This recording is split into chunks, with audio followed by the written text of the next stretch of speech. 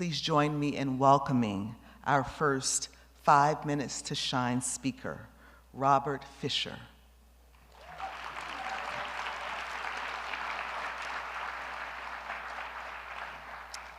Good morning, everybody. Hope you're all doing well. My name is Robert Fischer. I'm coming from the Anderson Center at Binghamton University. Okay, let's go. A degree in the arts can be spiritually taxing.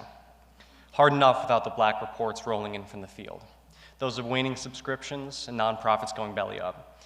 But seeing the dancers who pirouette past our office doors in the fine arts wing of our university every afternoon, it was hard not to feel at ease, knowing they'd been touched by whatever spirit I had, that this future was secure. Secure, that is, until our next main stage show rolled around. A Bhangra event in which neither the girl with the inhuman plie nor anyone in her company were anywhere to be found. Sitting at the event's post-mortem with our executive director, Marnie Ryder, I was dumbfounded. Here was a group of dancers essentially shrugging off a dinner invitation with Fosse. We have an entire school's worth of talent coming out of our ears, she said. Who's going to show them there's a door that leads on stage? Suddenly, the answer seemed so simple. In our hands were the keys to a state-of-the-art performing arts center at a public university. If we wanted to see the next generation of students and local artists get a leg up, who would be better poised to lift them into truly viable careers? Thankfully, synchronicity had blessed us.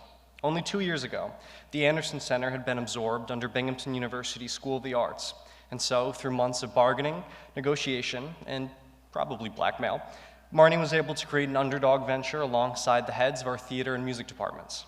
Starting this season, fine arts majors in music and theater will be given unprecedented access to educational master classes and work in varying degrees at the professional level. From violinists to choreographers, this invitation would span all 5 shows for our current season. In February, we look forward to seeing 2 of our theater undergrads stage manage our professionally touring Rent and Concert show. In March, our local Maloney Memorial Pipe Band will blow their hearts out alongside the Red Hot Chili Pipers. And in May, our university orchestra of 75 students will serve as the official backing suite to the Indigo Girls in concert. This October marked the first of these events. Just hours before taking the stage for our season's inaugural performance, the professional quartet, the New York Voices, stood cloistered around a piano in a repurposed practice hall, hemmed in by hundreds of hungry eyes. Around the room was a who's who of local talent, not only our university's chamber singers, but 16 members of our local Southern Tier Singers Collective and a multitude of high school choirs across local districts. Hours flew by, singing, laughing, drilling, and when it came time that evening for nearly 100 singers to file on stage for their debut with the quartet, it was like watching a bird dive from the nest before taking flight. To see firsthand the rapport between these undergrads and industry veterans was incredible, so dramatic as to be, in one conducting major's words, a once-in-a-lifetime opportunity. And this was no hyperbole. I remember, on a Saturday afternoon just last month, while prone against the floor taking pictures for a master class with the university's theater students and renowned pianist Michael Feinstein, I squinted through the camera's viewfinder and caught sight of a girl, stone-eyed, shy, chasing an elusive key, and shaking like a leaf. After an eternity, the piano died away, and she glanced at Michael, prepared for the crushing blow. Instead, he smiled at her and said, "You're a little nervous, aren't you?" Her head bowed, arms fell to her sides, and she laughed like a child. His next words, "Can I give you a hug?" Acupuncture couldn't have done a better job. And as she grabbed the microphone, letting her true voice unfurl, I caught a brief glimpse of Marnie's widened eyes, eyes which seemed to me to say, not without a gentle irony, "Aren't they supposed to be paying us?"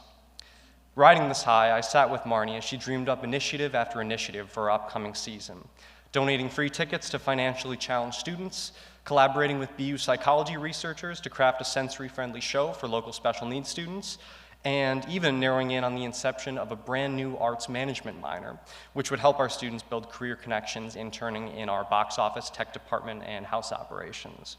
Most exciting of all, though, is our reinvention coming next season.